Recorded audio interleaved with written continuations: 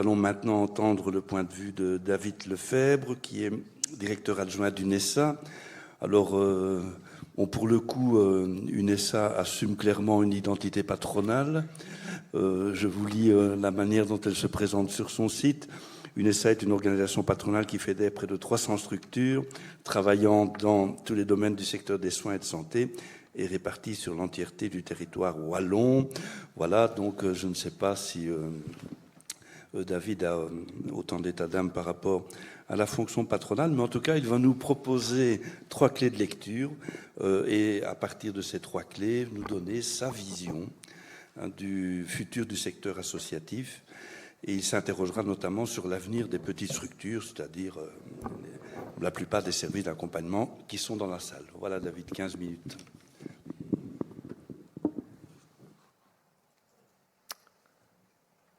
La technique me boycotte. Non, ça va arriver. Merci Jean pour cette introduction. Donc effectivement, je vais essayer de tenir dans le quart d'heure qu'on m'a donné pour brosser avec vous rapidement, au travers de 3 clés de lecture, quelques évolutions. Pardon, parce que monsieur s'est mis devant. Pas de souci. Donc, je reprends. Donc, quelques évolutions dans le champ de l'action sociale et de la santé. Donc, quel est l'objectif de mon intervention ? C'est au travers de quelques clichés qui concernent quelques mutations que j'ai choisies comme ça, il y en a plein d'autres, mais que je trouvais illustratives par rapport à la question qui m'était posée. Donc, quelques mutations dans le secteur de l'action sociale et de la santé, d'identifier quelques changements à l'œuvre au niveau de 3 dimensions. La dimension de l'organisation, de l'institution, du service, la dimension des métiers et la dimension de la communication au sens large. Et donc au travers de ces 3 dimensions, l'objectif que je me suis fixé modestement, et c'est plutôt de vous fournir des questions ou d'apporter des réponses, mais donc c'est de questionner la place de plus petites structures. Est-ce qu'elles ont, dans ce contexte qui est en mouvement, en évolution, encore un avenir ? Si oui, en répondant à quels défis et avec quel point d'attention par rapport aux réponses à apporter à ces défis. Mon ancrage professionnel, c'est effectivement UNESA. Alors UNESA, c'est une fédération professionnelle, pour ne pas dire patronale, dans le champ de l'action sociale et de la santé, qui représente, comme j'en l'ai dit, plus de 300 structures aujourd'hui, et peut-être plus du double demain, puisqu'on est dans un mouvement de rapprochement avec d'autres fédérations. Nos interlocuteurs en interne de la fédération, ce sont les gestionnaires, les directions, les gestionnaires des structures qui sont affiliés chez nous. Et donc on a 4 missions par rapport à ces structures, c'est de les défendre et de les représenter à différents niveaux. Et un des niveaux, c'est la concertation sociale, mais il y a plein d'autres niveaux dans lesquels nous les représentons et nous les défendons. Nous les soutenons également dans leur gestion quotidienne. Et nous sommes des acteurs et des porteurs de projets avec eux dans différentes dimensions et des dimensions parfois innovantes, celles propres du secteur associatif, comme l'a rappelé ou comme l'ont rappelé les précédents intervenants. Et on défend également et on soutient les principes et les valeurs de l'entrepreneuriat social. Il y a d'autres fédérations qui, bien qu'ayant le même champ d'action, n'ont pas tout à fait les mêmes objectifs. Derrière, nous, c'est vraiment de soutenir et de défendre les valeurs de l'entrepreneuriat social et de l'entrepreneuriat associatif.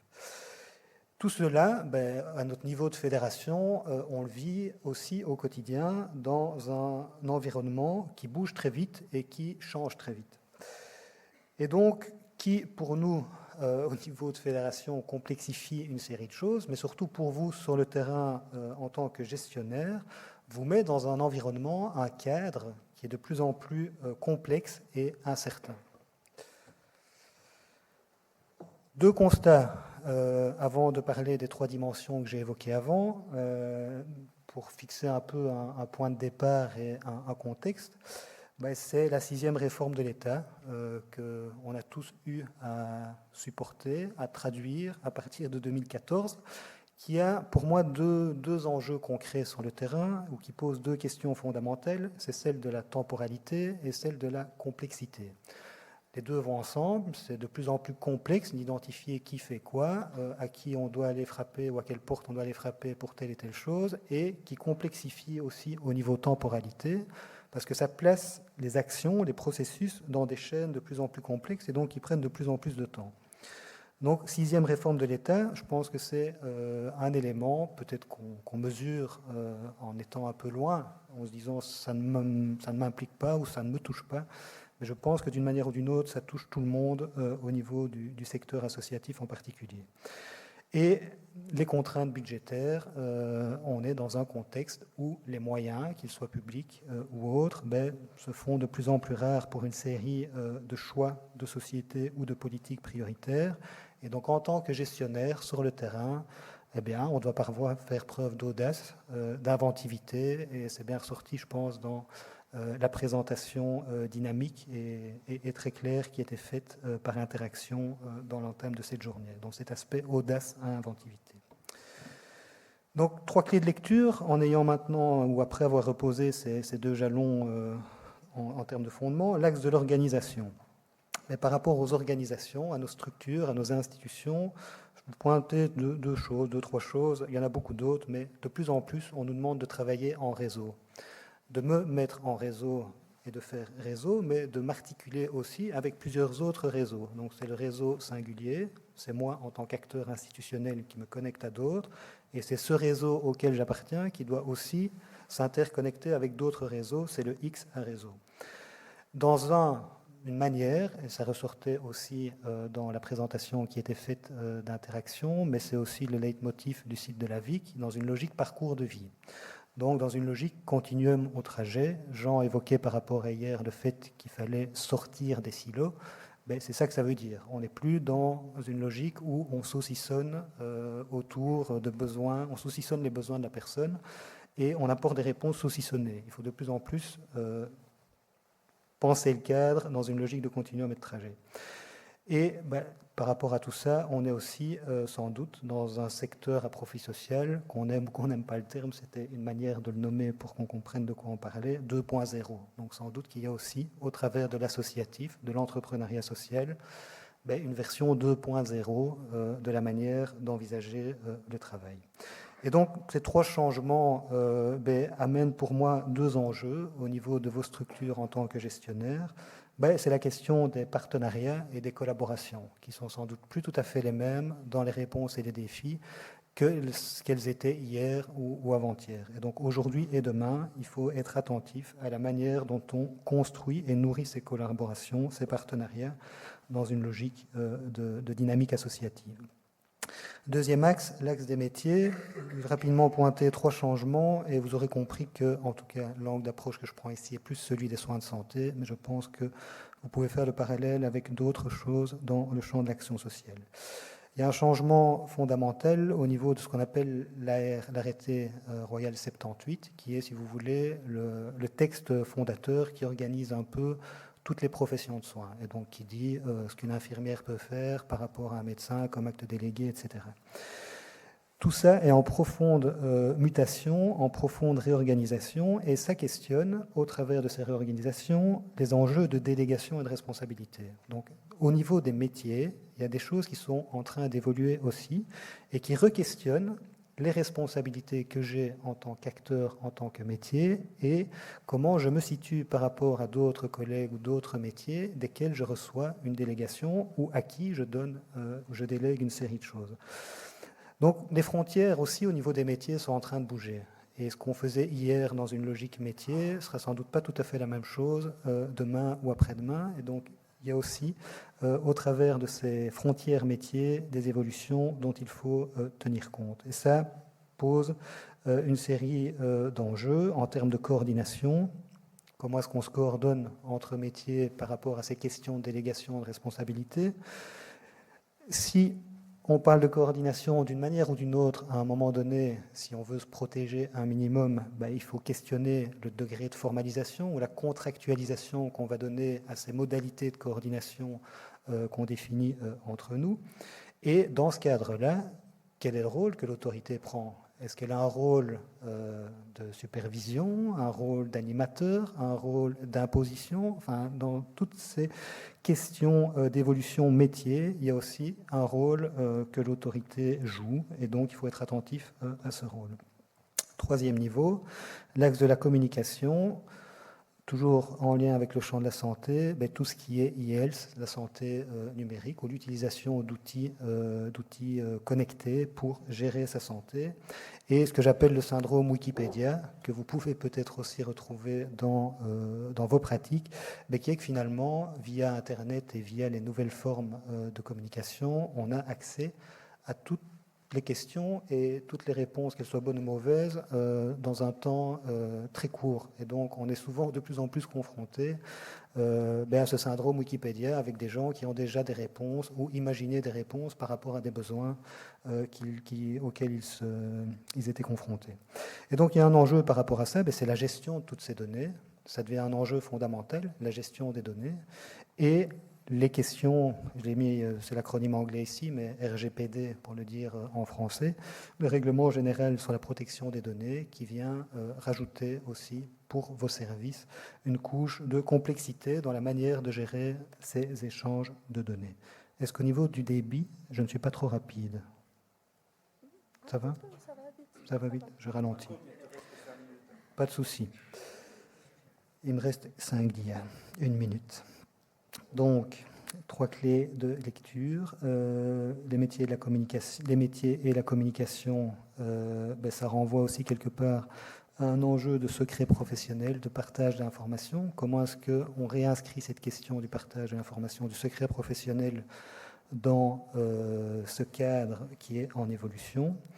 Et comment est-ce qu'on situe par rapport à un patient, un client, un acteur, un bénéficiaire qui devient de plus en plus acteur aussi, avec des outils qu'on ne maîtrise pas toujours nous-mêmes en tant que travailleurs?